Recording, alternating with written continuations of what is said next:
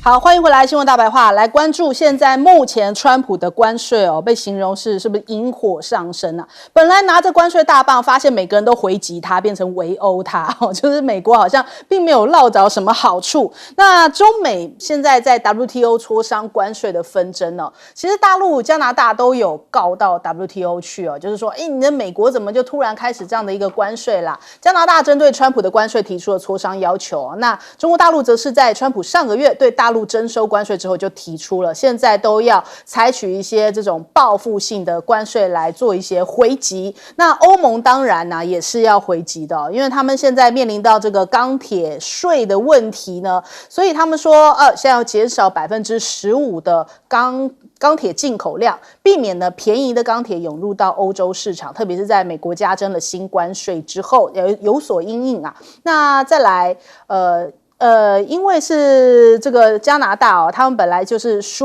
会把原油卖到美国去，现在已经到了2年来的新低在这个川普加征关税之前呢很多这个大量的原油涌入到了这个美国，导致呢这个加拿大当地的库存骤降。但是呢，现在美国来自加拿大进口的这个石油规模却是这个已经创下了一个新低纪录，而且美国的关税也拟在4月份生效，可能日本的汽车业也感受到这一个危机所以他们汽车业就跳出来讲说，你这样子实施其实对我们双方都是有负面影响，因为日本的汽车他们其实在输往这个世界各国也是非常多，也是他们主要的一个外销的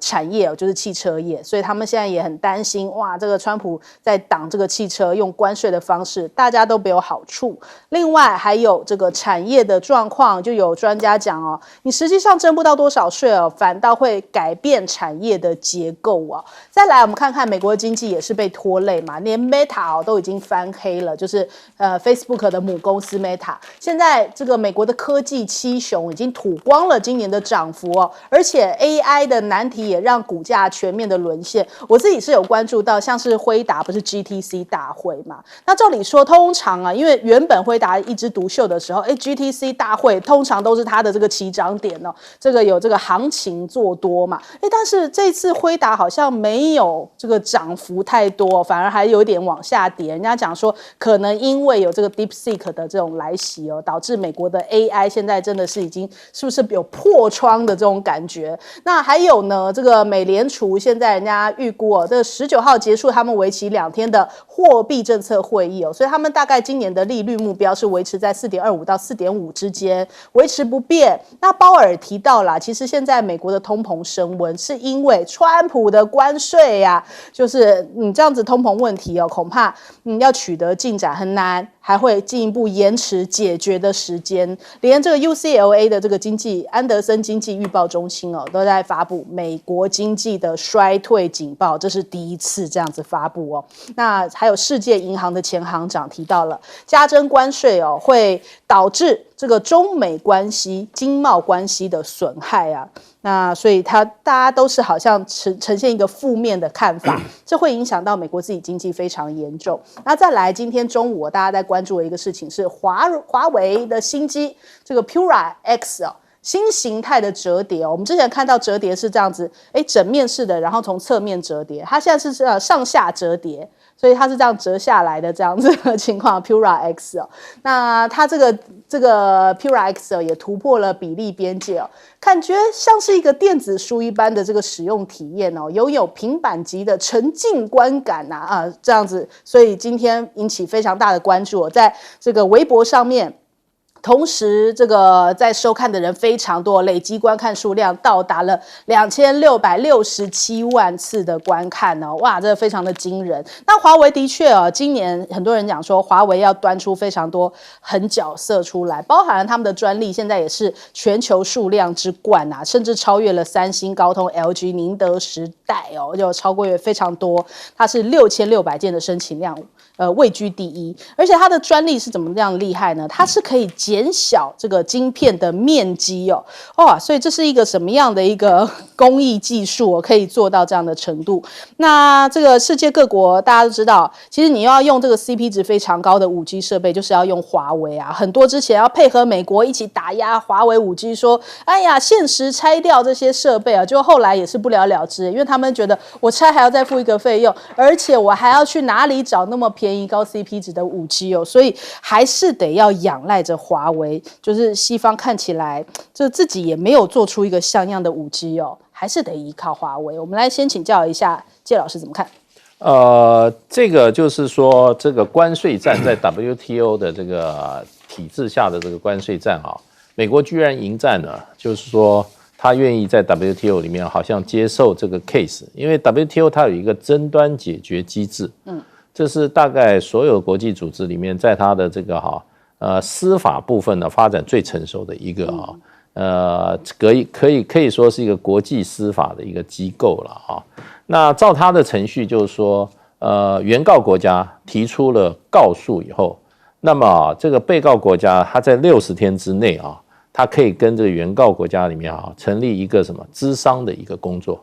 这个咨商啊，就是说你这个有人告你了，你可以不理，你可以不理，可是你也可以怎么样？你也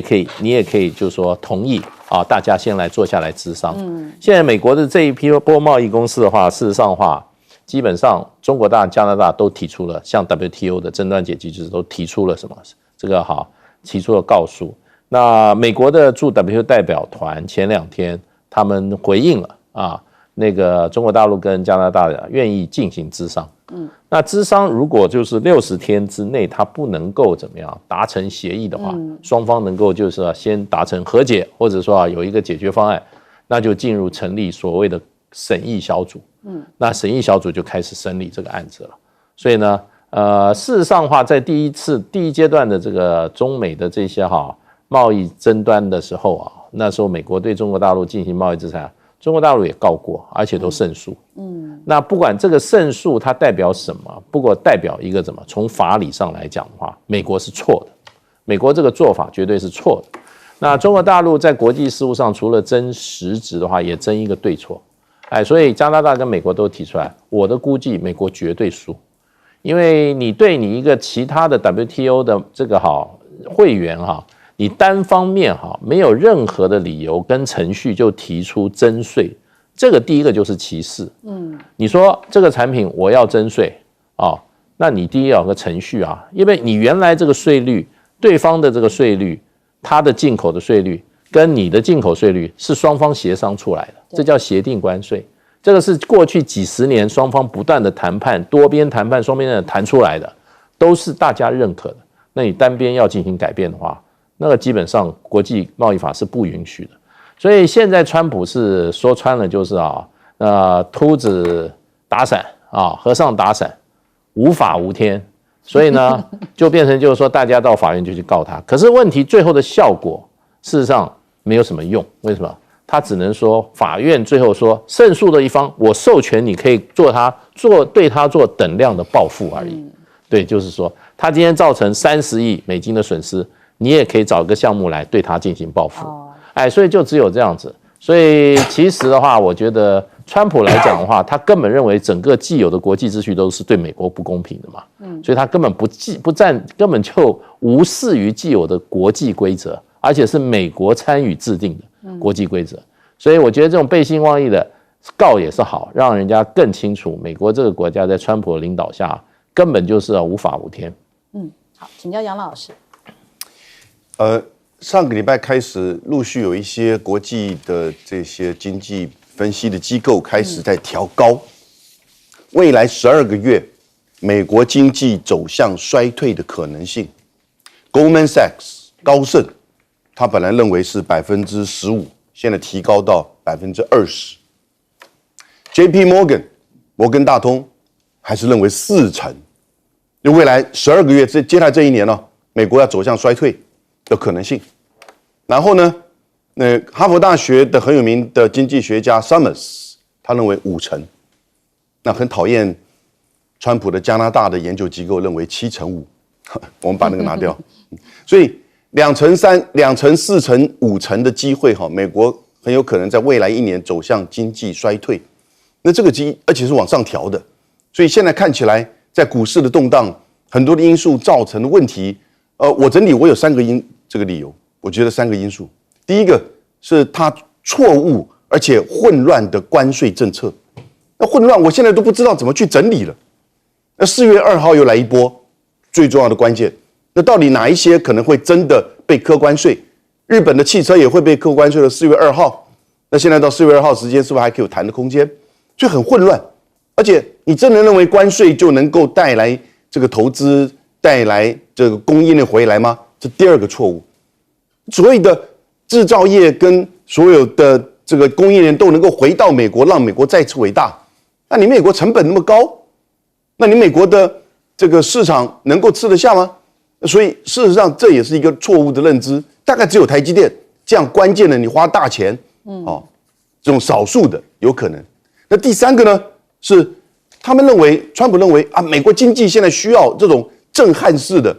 严厉式的这种清算的方式，甚至要把官僚做只为效率的瘦身，我们才能够再次伟大。那这3个因素相互影响使得我觉得他每这个决策大家都觉得雾里看花，然后呢变动不断。那经济、投资、股市都是最重要，就不确定性是一个最大的致命伤。这个我觉得其实会不会出现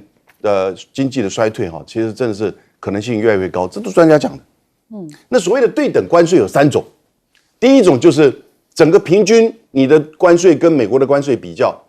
那比如印度11%到15%，平均起来将近15%，美国2.5%，所以呢，我要对你所有的商品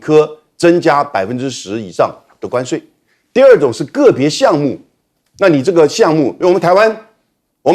90%的苹果是进口，结果我们对苹果的关税是20%，美国呢？美国是0嘛，那他就对你苹果可能会采取关税，那其实也好了，那你开放大陆苹果进口好了。那比如说我们台湾的汽车，台湾汽车进口关税是17.5%，美国是2.5%，那当然它就对汽车就是对等关税。第3种对等关税就是你跟它的贸易顺差，去年我们是739亿的顺差，那他就觉得这个你跟我不对等。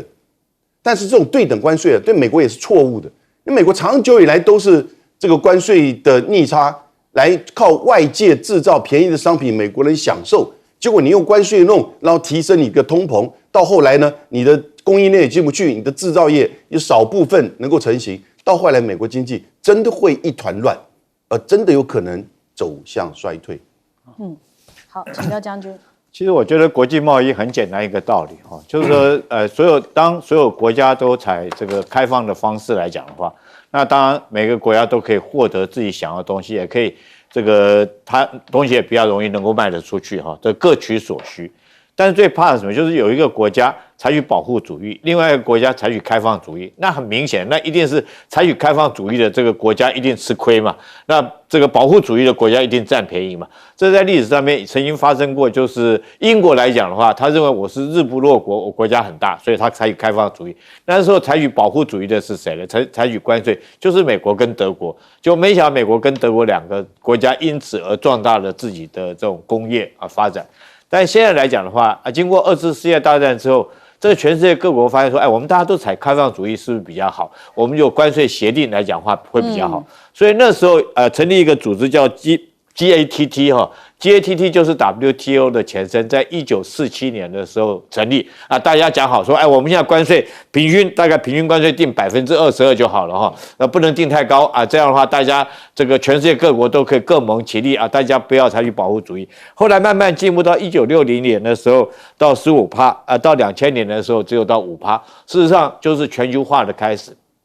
但是美国现在来讲的话，他又采取这种保护主义又要开始。那美国之所以会采取这时候川普会采取这种关税保护主义来讲的话，我觉得有3个原因。第一个原因就是美国人太有钱了，第2个是美国人太爱花钱了，第3个美国人不赚辛苦钱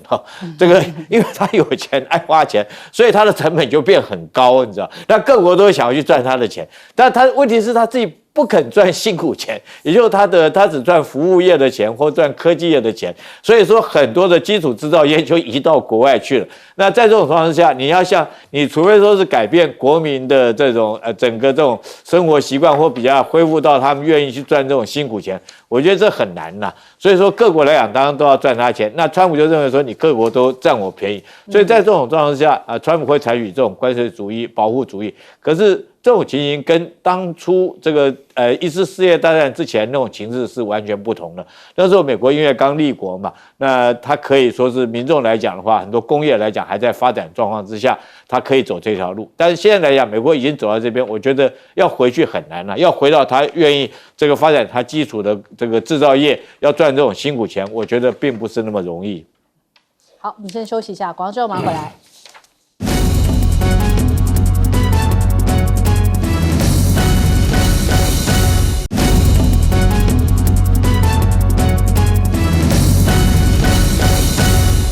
好，双普通话到底结果如何呢？果然，这个普丁亮牌了呀！俄罗斯媒体讲说，普丁要川普承认有5个地都是主权属于莫斯科，包含哪里呢？就不外乎这个乌东嘛。乌东以及南部占领的卢甘斯克、顿内茨克、扎波罗热、赫尔松，以及2014年并吞的克里米亚，都是俄罗斯的。只要你承认的话，接下来再来继续谈，这也是俄罗斯的底线哦。那川普的困境就是，他如果施压普丁，恐怕会摧毁美俄关系啊。之前他不是讲说，我要逼着这个普丁让步吗？看起来是川普最后让步了。那 CNN 就在那边吐槽说，川普被普丁唬了呀，这个通话好像没有任何进展。甚至呢，他同意的30天不要打这个能源设施根本是削弱乌军因为乌军现在的主要反击就是在打俄罗斯的这个能源设施嘛。那所以看起来川普是不是被唬啦？搞不清楚状况啊，所以就在那边吐槽那再来，我们看泽伦斯基讲就说，你说要停火30天，怎么俄罗斯仍然就是派出无人机在攻击乌克兰的能源、医院还有运输设备相关的这些设备所以导致了3000人被断电还甚至因为这个袭击的状况所以让他们一个基础设施引爆了一场火灾那现在看起来泽伦斯基也很无奈写在了脸上因为他也不敢跟美国说什么了。上次稍微这样子提一点意见变成了这个全球性的放送事故但是他现在讲说我相信美国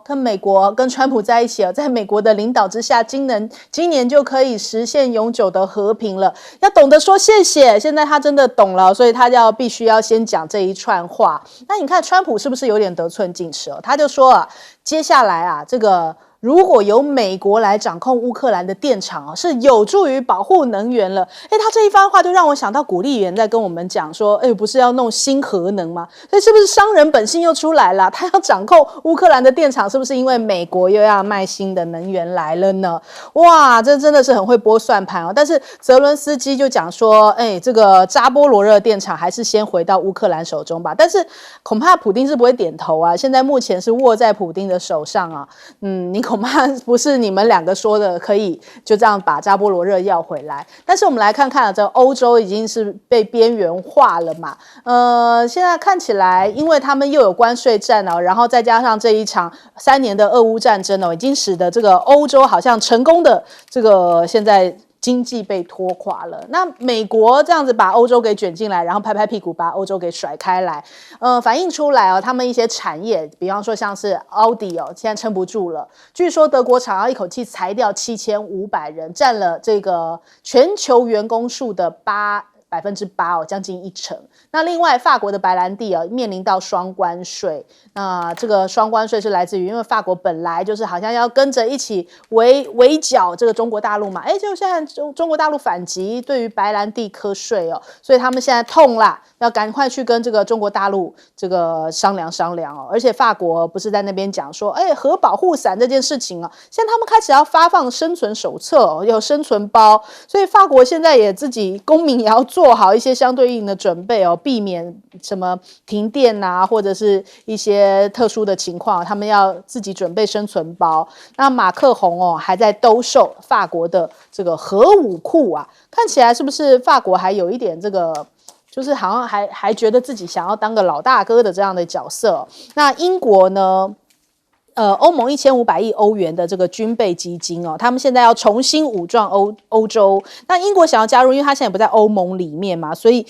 英国可能要跟欧盟再重新协商一下，看看接下来英国是要怎么样的加入呢？怎么样可以参与到这个欧盟防御的这个一份子呢？恐怕也是有点难度。那首先我们来请教一下介老师。对，其实现在看起来，普丁对于川普的战术啊，跟他战略啊，基本上就是基本上顺着这个川普的毛摸，你要停火我就停火，可是呢，我只停火一项一项的停，然后呢，停火的时候呢，前面加一大堆前提条件，然后呢，也没有真正停火，因为事实上的话，他们两个打完电话以后。双方的美国就宣布，已经同意啊，不炸对方的什么这个攻击对方的能源设施。可是呢，刚讲完，俄罗斯就这个他的这个无人机就在整个的乌克兰境内乱飞。那原因是什么呢？就是说，俄罗斯的意思就是说我答应了，可是乌克兰还没答应啊，所以还没生效啊。照国际间的讲，所以要跟你乌克兰讲句话，你也同意了，对不对？我们就可以生效，所以我觉得川普真的是，我觉得他真的是被普丁用刀的割肉的话，一块一块吃掉，而且下一阶段谈停火，这一次也讲好了，谈什么？谈黑海，这个对俄罗斯来讲都是蛮关键的，因为黑海的话，这个乌克兰事实上对俄罗斯非常重要，它不但是要这个一个怎么讲呢？俄罗斯南部很多地区它这个进出口的一个很重要的一个门户。而且是黑海舰队，这个俄罗斯重要的一支舰队的，它在这地方活动的区域。那乌克兰对这个地方的骚扰，也给俄罗斯造成蛮大的伤害的。基于俄罗斯的这个黑海舰队的这个很多舰艇，不是被击伤了，就是被击沉了。那更不要说其他的商业的船只也受到了很多的阻挠。所以俄罗斯都是挑对它有利的地方先停火。那整体的停火呢，我们前2天也提到了。普丁谈的条件很简单，就是你美国停止对乌克兰进行各种武器的援助以后就可以全面停火。那这个看这个给川普出了一个难题所以整个谈判可以看出来，现在在掌握这个节奏的、掌握内容的发展的是普丁。所以普丁才会怎么样老神在在这个嘲笑川普说，你看我让他等，他就要等1个钟头，川普也不敢吭气因为川普事实上把他的很多政治的筹码都压在俄乌停火上面，普丁从来没有说要停火，我也没有要和平基本上他就是要达到这个战争的目的，要什么去军事化、去纳粹化，他还没达到目的他也没有被打得怎么讲。现在俄罗斯怎么样过不下去了，反而好像以战养战经济也没有多差，然后国内的民生也没有受到大影响，那国际的孤立对他来讲。他还是有他自己的朋友圈，对，所以就变成这个整个就变成就是说，提出要求的那一方常常是比较弱势的。那现在川普呢，这个等于说把他的牌放在桌子上，川普把他的牌放在桌子上，统统打开给你看。普丁的牌呢，一张都不给你看，看最后是谁会赢。好，来请教将军。我觉得，当然我们讲说是俄乌战争事实上就是美国跟这个俄罗斯的战争那现在很明显的，这个我必须要讲在乌克兰战场上面，乌克兰现在是惨败。那这场惨败一个很关键的战役就是库斯科尔战役。那库斯科尔战役为什么会沦落到惨败就川普在乱搞。为什么我讲川普乱搞？大家记不记得这个时间点？大家看一下川普那时候下了一个命令说，因为你的泽伦斯基，你的矿产不给我。所以我断掉你的这个情报的供应，情报量不给你，就一断掉以后，立刻库斯科尔就丢掉。因为作战先讲情报嘛，当你不晓得敌军在干什么，你自己在那边也不晓得这个敌人会从哪里进攻，那你当然等着挨打。我觉得库斯科尔会这么沦落到这种惨败的境界，跟那时候这个川普断掉给乌克兰的情报供应链有很大的关系。所以我必须要讲，你川普你根本就不懂军事，你不懂军事，你要在那边乱指挥，你贸然的断了这个情报，然后之后虽然你现在恢复了，可是我觉得为时机已经晚了。那现在来讲，我们讲说双方在谈判桌上面谈判。那为什么川普这么低声下气的这个被这个普京这样羞辱说，我就是晚你1个钟头，所以我虽然电话要跟你谈，我就故意说是晚1个钟头来跟你谈，故意这样羞辱你，而且谈的内容里面也谈不出一个什么所以然，可以说就是谈一个空了。为什么谈一个空以后他还要谈？我觉得很大因素就是你现在手里面一张牌都没有嘛，不是说这个亮出来，你或许来讲的话，我兵力有10分的兵力，你有3分兵力，你或许还有3分兵力可以跟我对抗。但是我特别要讲乌克兰来讲的话，现在1分兵力都没有，因为据我目前看到的资讯来讲的话，他从苏梅，如果说是苏梅被攻克之后，从苏梅攻到基辅200公里的路，它只有2个营。乌克兰只有2个营在守，2个营你怎么去守住俄罗斯的10万大军？所以现在来讲，如果说打到这个基辅来讲的话，我觉得乌克兰可以说，等于说一点谈判的筹码都没有。那目前美国这个跟这个泽伦斯基还在那边嘴巴上面讲说谈判，但骨子里面他们自己也知道，如果说是这个谈下去，对他们事实上是没有什么牌去跟人家谈。第二个，我觉得大家可能不晓得，我觉得这件事情，川普还有一件很大的一个短板被这个川普握到，就是库斯克这个所谓的雇佣军里面，我相信一定有很多的北约的军人在里面，包括到美军，包括到德军，包括到英国、法国这些军队。那这些军人以雇佣军的名义去协助乌克兰作战，现在如果被俘了，那你想想看，那普京是不是手里面握了好几千人的这种人质当筹码来跟你谈？那你要不要这个接受？如果你不接受，你国内会不会跟你抗议，说你罔顾这个人质的生命？我觉得现在川普的压力是很大了。那普京来讲的话，胜券在握。好，请教杨老师。川普因为很讨厌拜登，然后有一点很敬仰普丁，他认为俄乌战争基本上就是拜登一手造成，而且他可以把它停下来，用外交的方式，他没有停下来，所以他现在采取的这个基本的态度有3个问题哈。第一个，他太想要、太急的停火；那第二个，他太听从普丁的意见跟要求；第三个，他太忽略以及压制乌克兰的跟欧洲的意见和忧心，你就形成一种不平衡。这个不平衡，一方面你在跟俄罗斯普丁在进行谈判讨论的时候，你其实基本上就不太像是你要搞大交易的这个川普，因为你的筹码都被别人很了解，所以他让你等1个小时，他提这提那，然后呢也不尊重所达成的这种口头协议。那欧洲这边呢就完全没有办法，因为事实上没有任何的筹码，而大家事实上没有办法真的形成一个整体，都是在做表面的外交秀。那乌克兰现在必须要认知到这个问题，其实最后还是要看你自己本身如何来承担。那接下来停火的作为你看现在已经根本就斗不拢，从停火30天到针对只是基础建设跟能源设施的停火，那其他就可以继续打咯。所以呢，你看到无人机的攻击，因为它不是基础建设，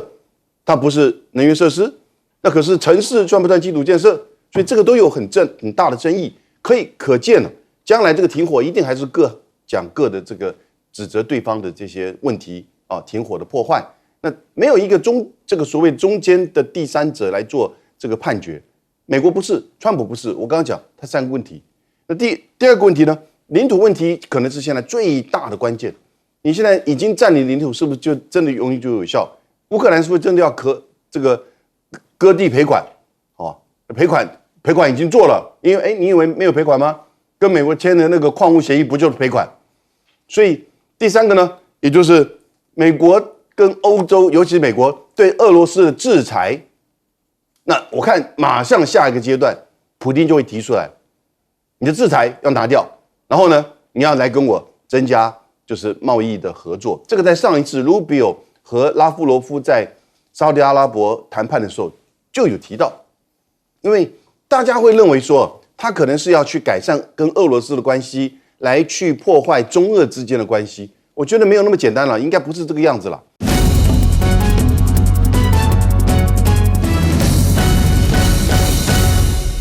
欢迎收看《新闻大白话》，我是主持人翟轩。马上欢迎一下这个阶段加入我们讨论来宾，前大使谢文吉。翟轩好，各位朋友大家好。前国安会副秘书长杨永明。翟轩好，各位朋友好，退役少将厉正杰。翟轩好，各位观众大家好。好，来看看这个菲律宾现在目前真的也是一个内乱的状况哦。杜特地现在要出招了嘛？根据菲律宾前总统发言人罗克证实哦。杜特地呢，他其实这几天不是被关在这个国际刑事法院那边嘛，就是他现在看起来病情有一点严重，所以现在已经被送到了 ICC 拘留设施的诊所内来进行一些相关的监控了。就是他的律师，我们昨天说律师也生病了，现在也换杜特地也倒下了，所以哇，这个看起来这个洗涤的力量真的是好像要把这个杜特地家族给歼灭吗？那国际刑事法院的检察官办公室他们就讲说，可能会向辩护团队提交证人的证词以及其他证据。如果证人面临到严重的安全威胁，国际刑事法院书记他可以帮忙家人，就是本人跟家人进行安置审判过程当中，证人可以透过视讯会议参与作证也是可以就是哪怕生病还是可以有一些这个通融的方式。那目前沙拉杜特地他有提到，一旦国际刑事法院的团队确定因为现在目前他的律师已经要退出了，那也是因为这几天也有生病的状况，主要是因为这个律师的名额也有限所以他们现在就希望能够加入的律师都具有国际刑事法院的相关这个经验。那是谁来接手呢？现在是由这个考夫曼为这个法律顾问他有34年的国际法经验，还曾经担任过刚果这个前副总统以及中非共和国前部长的辩护律师那这两人呢，同样都是在这个国际刑事法院里面都有面临到违反这个人类罪的指控，所以他担任过这样子这个辩护律师，看起来是不是可以这个经验上面更足，然后来替杜特地脱罪呢？最强律师团现在在替杜特地要开始迎战了。小马可是现在恐怕也是就是有一点危机那根据这个菲律宾总统府他们表示呢，杜特地试图将他们的家族描绘成受害者那逮捕令其实只针对杜特地并没有提及其他共同嫌疑人那我们也是不得已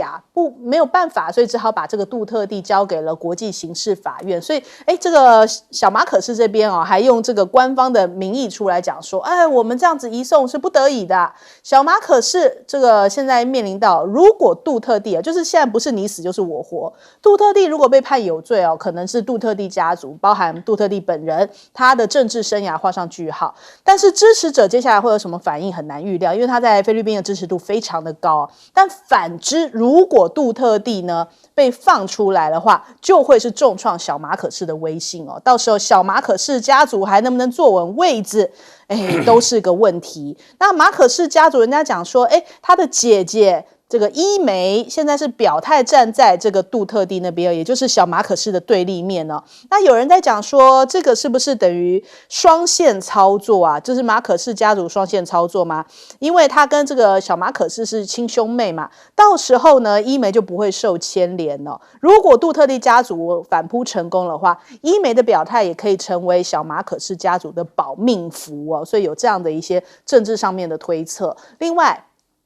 菲律宾驻美大使表示呢，小马可是希望能够尽快访问美国，主要是因为现在这个局势太过动荡了。那他想要借由就加强从美国来买能源，获得这个美方的支持吗？因为以前老马可士就是在1986年他自行宣誓就职几个小时之后就开始菲律宾就开始乱起来了，然后后来一家乘坐了直升机逃往夏威夷。当时28岁政治生涯才刚起步的小马可士其实也是在这个逃亡的行列那根据美国海关的记录呢，当时他们一家子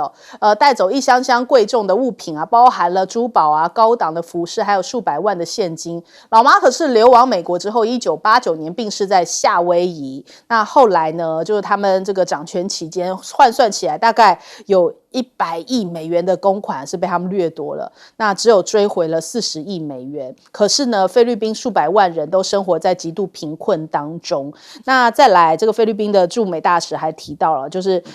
这个小马可士跟川普的会晤可能会在春季来举行。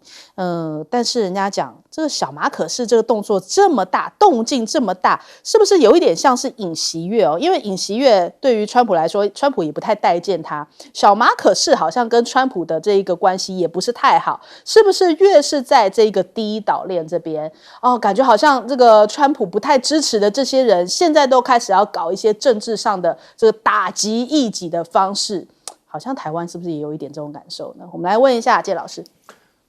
小马可仕这次把杜特地送到海牙国际刑事法院在法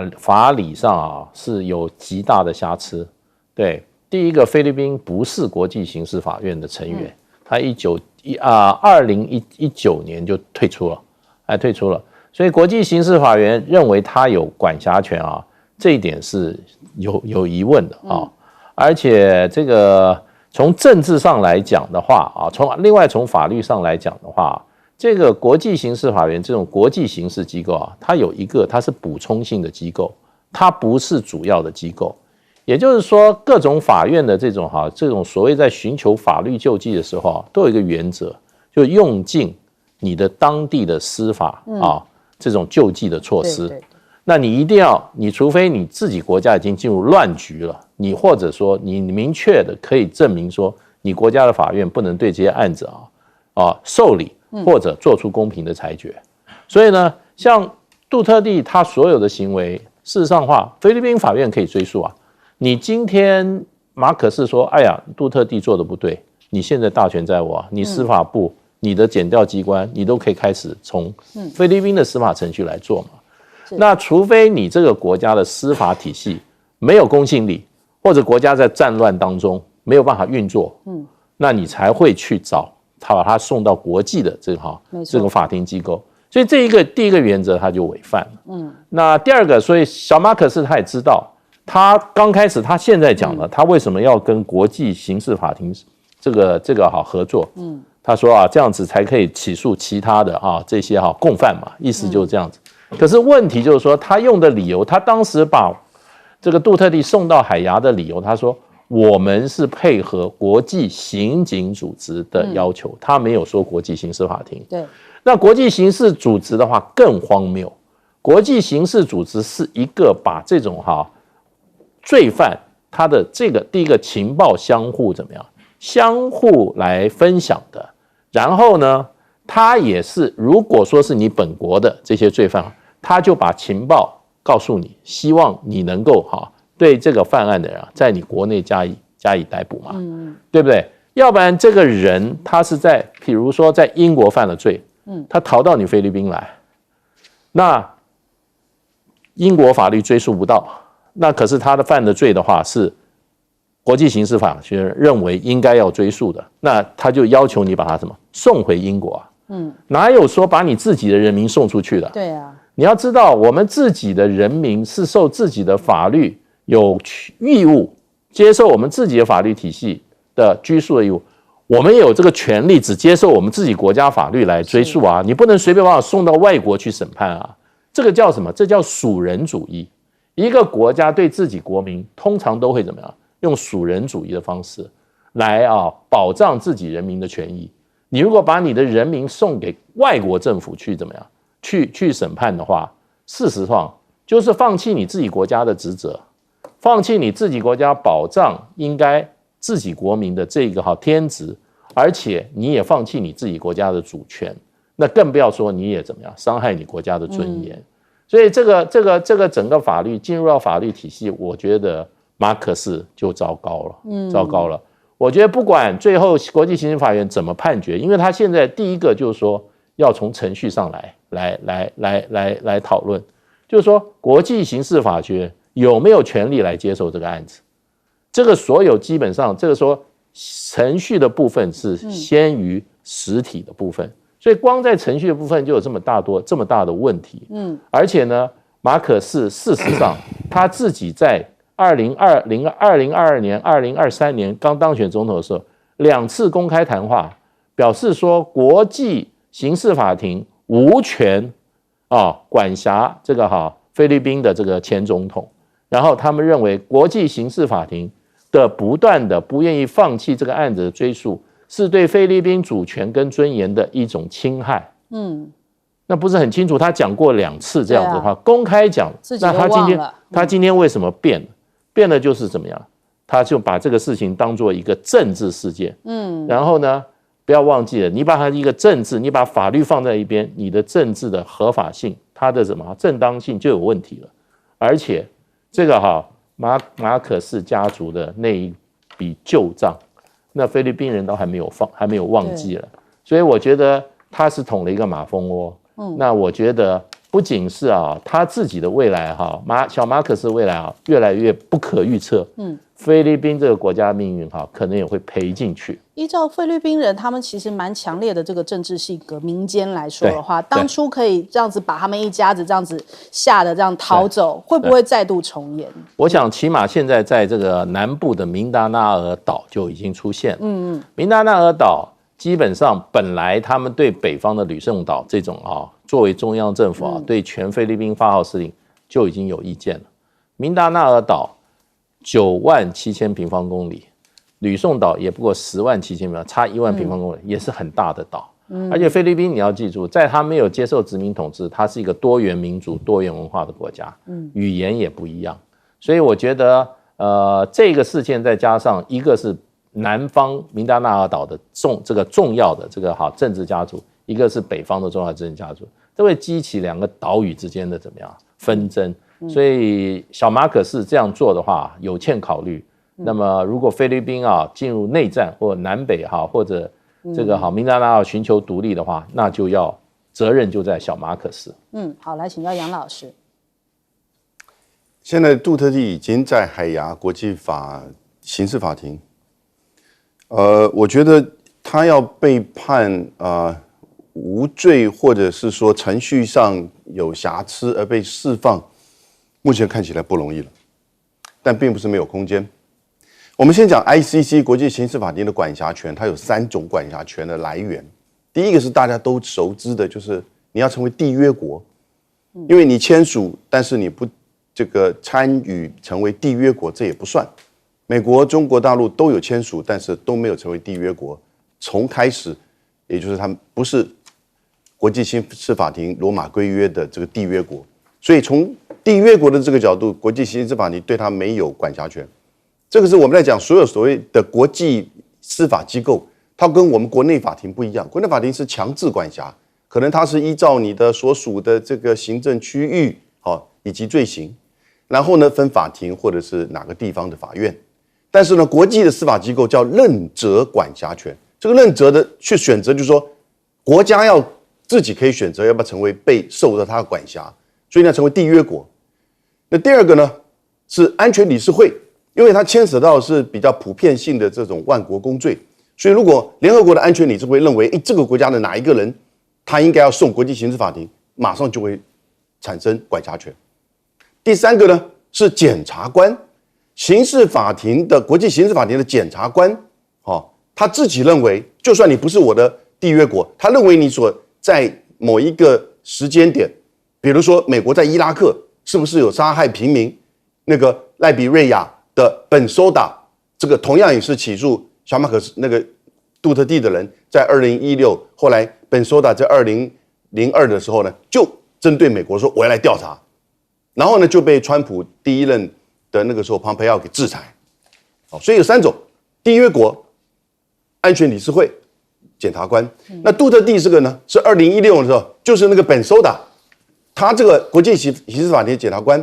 然后呢说要来调查。同时那段期间，2016年从2011到2019，那个菲律宾是国际刑事法庭的缔约国。那后来杜特地到2019的时候说，我退出。那你退出的时候，在你还是缔约国的期间所犯的罪行，然后也被检察官也调查的时候呢，还没有起诉，是不是在你退出之后，2019年到现在还有管辖权？这是一个大的疑问。结果2021年，菲律宾的最高法院，它叫大理院，它就有一个判决说，在那段期间，2011到2019，所发生的事情，国际法院至今仍然具有管辖权。因为全世界只有一个，大概就是菲律宾加入又退出的这种情况，结果菲律宾的最高法院自己这样认定。所以他的法源是这样子来的了哈。但是危害人类罪，我们所知道杀害、种族灭绝、酷刑、杀害等等之类。可是呢 ，ICC 有一个问题，就是说，如果说这个罪行在你本国正在起诉调查，或者是已经审判决定了，他就不能够再介入，因为不能再进行2次审判，也不能够介入到人家国内的法院的审判。所以我现在不知道菲律宾内部的法院是不是曾经审判过了，还是说现在正在进行调查。如果没有的话，反正你现在人已经在 ICC 了，他不太容易放你出来，因为大部分的情况其实 ICC 也是莫可奈何，他起诉了60个人，到现在只有21个人这个进入到 ICC 的程序，所以我目前是对小马可斯的情况并不是很乐观。但是呢，这个牵扯到另外一个政治的问题，也就是说他是反毒是危害人类还是拯救菲律宾国民？